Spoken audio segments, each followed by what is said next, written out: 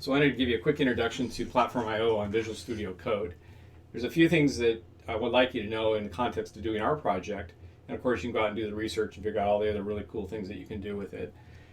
So in our case, our main thing that we pay attention to here is that we have in this one, a fairly simple one, and as we do the other ones for the Arduino BLE Sense and also for the Arduino Nano IoT, we'll have some more inclusion of libraries and stuff like that, and I'll show you some of the tricks that you can do with PlatformIO.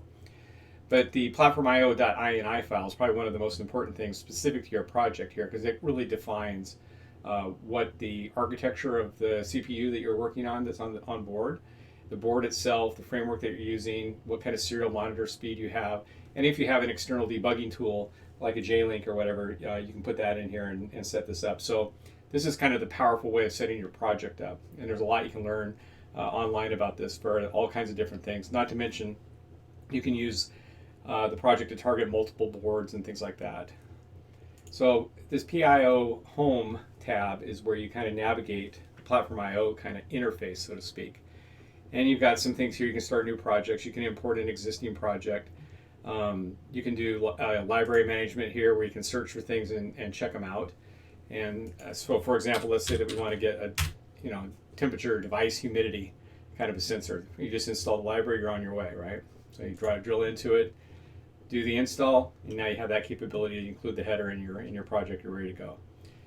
From a standpoint of boards, kind of fun because you can look up all the different kinds of things that are supported here. And you'll see there's our Nano BLE 33, and you can see the architecture and all the configuration and stuff like that. So it really makes it pretty simple to get everything set up and running. It's very nice.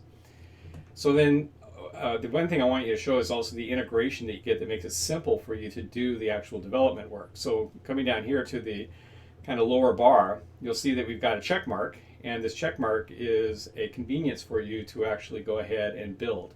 So let's go back to main CPP and let's build this file. So by clicking that check mark, you're going to get a full platform build of your code running, ready to go.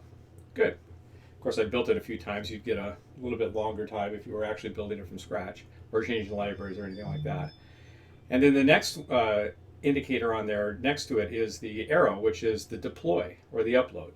And so when you click that, you're going to deploy to your device. And if you take a look down here in the little device window, you'll see the little orange button will kind of flick off and on, and then you'll see the things start working. And then finally, you have this other capability over here, which is your monitor, where you can say, for everything that you do serial print or out there for debugging that you write into your code, you can take a look at. So let's do a deployment.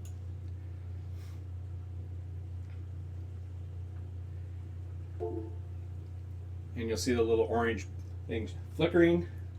Hopefully you can see that kind of in the bright lights of the device. Great, now we're up and running. Let's go ahead and turn on our monitor and see what's happening. Okay, so you can see that it's running. It's waiting for an active connection. So let's go ahead and bring up the light blue application that I talked to you a little bit about being able to do for your debugging work, right? And just put this here. You're not going to get a super close-up of it. Sorry about that. But it'll give you an idea. But right here is our device. So I'm going to click that. And you'll notice the serial monitor now is kicking out the battery check values, and the LED that's on board is being set to various different colors based on whether it's green or yellow or red. So that's kind of cool. Works pretty neat.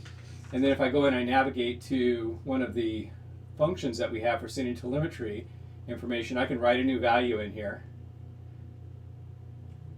and you'll see that that will be captured and sent out. So now it's 500. So that's kind of how you do the testing using your iPhone against it, just to kind of get everything running. So that's a quick overview. And now let's go back and we'll start doing some coding.